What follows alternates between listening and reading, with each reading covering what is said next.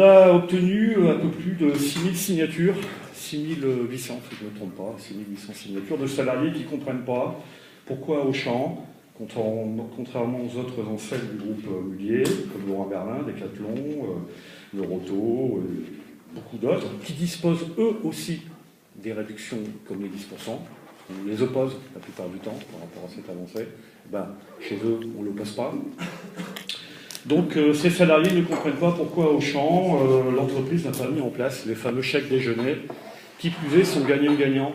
Pourquoi? Parce qu'une bonne partie de l'argent qui est donné sous forme de pouvoir d'achat aux salariés est redépensé dans l'entreprise et ne fait que booster l'activité et même revient sous forme de prime quelque part. Voilà.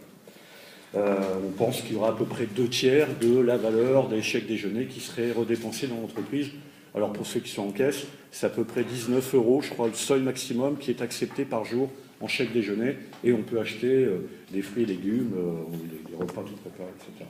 Donc c'est plus de 6000 signatures par rapport à ces pétitions, qu'on va vous remettre d'ailleurs. On fait un constat. C'est que l'actionnaire fait remonter ses dividendes.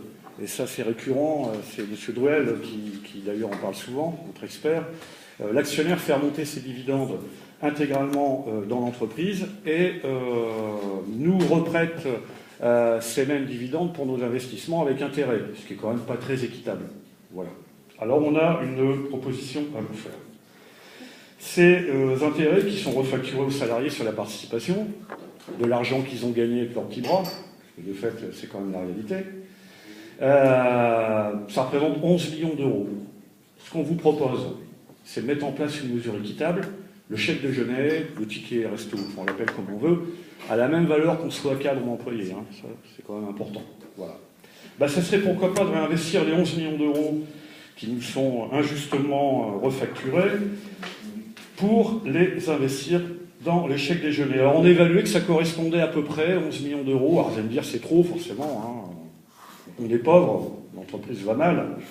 Ça correspondra à peu près à l'équivalent de 12 chèques déjeuner. Alors, c'est une simulation qu'on a fait, on peut vous donner le lien pour le faire.